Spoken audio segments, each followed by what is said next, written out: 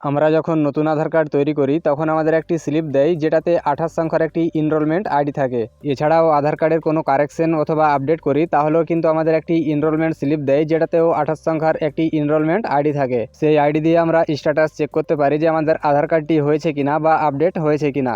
আধার কার্ডটি জেনারেট হয়ে গেলে আমরা আধার নাম্বার অথবা এনরোলমেন্ট আইডি দিয়ে আধার কার্ডটি ডাউনলোড করে নিতে পারি। কিন্তু আপনি যদি সম্পূর্ণ নতুন আধার কার্ড তৈরি করে আসেন তাহলে কিন্তু আপনার কাছে আধার নাম্বার থাকবে না, সেহেতু এনরোলমেন্ট আইডি দিয়ে আধার কার্ডটি ডাউনলোড করতে হবে। এনরোলমেন্ট আইডি দিয়ে আধার কার্ড ডাউনলোডের প্রসেস একটু চেঞ্জ হয়েছে, যার জন্য আজকের ভিডিওটি। তো চলুন দেখে নেওয়া যাক নতুন পদ্ধতিতে কিভাবে আপনি আধার কার্ডটি ডাউনলোড করবেন। আধার কার্ডটি ডাউনলোড করার জন্য মোবাইল অথবা কম্পিউটারে যে কোনো একটি ব্রাউজারে সার্চ বারে এসে লিখবেন UIDAI লিখে সার্চ করে দেবেন।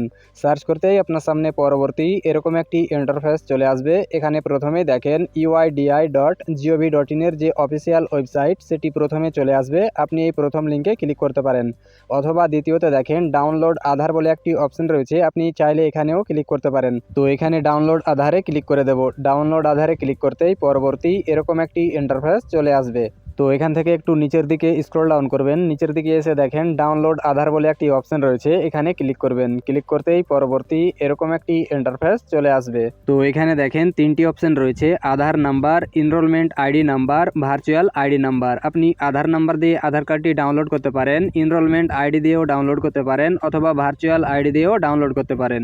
আমরা যদি নতুন আধার কার্ড করে আসি সেহেতু আমাদের কাছে আধার নাম্বার এবং ভার্চুয়াল আইডি কোনোটাই থাকবে না, সেহেতু আমাদের এনরোলমেন্ট আইডি দিয়ে আধার কার্ডটি ডাউনলোড করতে হবে। তো এখানে এনরোলমেন্ট আইডি নাম্বারে ক্লিক করে দেব। তারপর এখানে নিচে বলছে এন্টার 14 ডিজিট এনরোলমেন্ট নাম্বার। তো এখানে স্লিপে দেখতে পাচ্ছেন প্রথমে যে 14 সংখ্যার এনরোলমেন্ট আইডিটি লেখা রয়েছে এই আইডিটি এই ঘরে ইনপুট করে দেবেন। তারপর নিচে বলছে সিলেক্ট ইআইডি ডেট। তো আপনি যে ডেটে এনরোলমেন্টটি করেছেন সেই ডেটটা এই স্লিপে লেখা রয়েছে, তো এখানে দেখেন সেই ডেটটি এখান থেকে সিলেক্ট করতে হবে। তো ডান দিকে দেখেন ক্যালেন্ডার চিহ্ন রয়েছে, তো এখানে ক্লিক করবেন। তারপর এখান থেকে ডেটটি সিলেক্ট করে নেবেন। তারপর নিচে দেখেন সিলেক্ট ইআইডি টাইম। তো আপনি যে টাইমে এনরোলমেন্টটি করেছেন সেই টাইমটা কিন্তু এখানে স্লিপে লেখা রয়েছে, তো এটা এখান থেকে সিলেক্ট করতে হবে। সিলেক্ট করার জন্য ডান দিকে দেখেন ক্লক চিহ্ন রয়েছে, এখানে ক্লিক করবেন। এখান থেকে আপনি কোন টাইমে এনরোলমেন্টটি করেছেন সেই টাইমটি এখান থেকে সিলেক্ট করে নেবেন। তারপর নিচে দেখেন এন্টার ক্যাপচা। তো এখানে ডান দিকে একটি ক্যাপচা রয়েছে, এই ক্যাপচাটি এন্টার ক্যাপচা ঘরে ইনপুট করবেন। তারপর নিচে দেখেন সেন্ড ওটিপি অপশন রয়েছে, তো এই সেন্ড ওটিপিতে ক্লিক করে দেবেন। সেন্ড ওটিপিতে ক্লিক করতেই আপনার আধার কার্ডের সাথে রেজিস্টার্ড মোবাইল নাম্বারে একটি ওটিপি পাঠানো হবে। সেই ওটিপিটি এই এন্টার ওটিপি ঘরে ইনপুট করবেন। তারপর ভেরিফাই অ্যান্ড ডাউনলোডে ক্লিক করে দেবেন।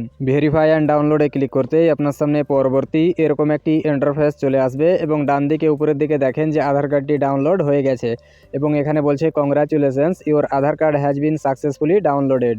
আধার কার্ডের পিডিএফ পাসওয়ার্ড প্রোটেক্টেড থাকে। তো আপনার আধার কার্ডের পাসওয়ার্ড হলো আপনার নামের প্রথম 4টি অক্ষর বড় হাতের এবং আপনার জন্ম সালটি।